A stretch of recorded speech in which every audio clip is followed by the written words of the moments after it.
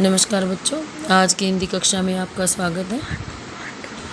आज हम पाठ 5 का भाग 2 कर रहे हैं। पहले हमने आधा पाठ पढ़ लिया था। आज देश में ऐसे लोगों की कमी नहीं है जो अपने पुरखों की छुट्टियों को सहेज और संजोकर विरासत के रूप में रखे हुए हों, या फिर बड़े बड़े लेखक, पत्रकारों, उद्यमी, कवि, प्रशासक, सन्यासी या किसान। इनकी पत्र रचनाएं अपने आप में अनुसंधान का विषय है। अनुसंधान मतलब रिसर्च। लेखक कहना चाहता है कि इन सब से हम रिसर्च कर सकते हैं, हम इनको उपयोग में ला सकते हैं जो ये हम संयोज कर रखते हैं। अगर आज जैसे संचार साधन होते तो पंडित नेहरू अपनी पुत्री इंदिरा गांधी को फ़ोन करते, पर तब पिता के पत्र पुत्री के नाम नहीं लिखे जाते, जो देश के करोड़ों लोगों को प्रेरणा देते हैं।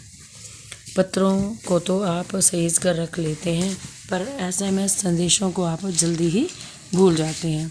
कितने संदेशों को आप सहेज कर रख सकते हैं? तमाम महान हस्तियों की तो सबसे बड़ी यादगार या धरोहर उनके द्वारा लिखे गए पत्र ही हैं। भारत में इस श्रेणी में राष्ट्रपिता महात्मा गांधी को सबसे आगे रखा जा सकता है। दुनिया के तमाम संग्रहालय जानी मानी हस्तियों के पत्रों का अनूठा संकलन भी है। तमाम पत्र देश, काल और समाज को जानने समझने का असली पैमाना है। पैमाना मैंने अगर हम उसको जांचना चाहें, मापना चाहें, तो हमारे पत्रों से उसका पता चल सकता है कि किसी देश के काल और समाज उस समय कैसा वातावरण था, कैसा माहौल था, ये सब चीज़ें।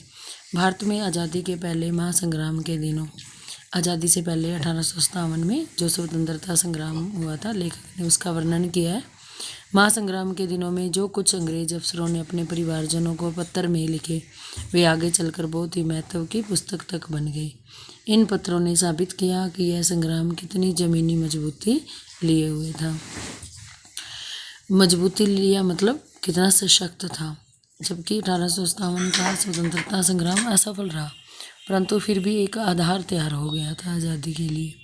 महात्मा गांधी जी के पास दुनिया भर से तमाम पत्र केवल महात्मा गांधी इंडिया लिखे आते थे, और जहाँ भी रहते थे वहाँ तक पहुँच जाते थे। आज़ादी के आंदोलन की कई अन्य दिग्गज हस्तियों के साथ भी ऐसा ही था, यानी कि उनका नाम लिखना ही काफ़ी था, सब एड्रेस लिखने की ज़रूरत नहीं थी। गांधी जी के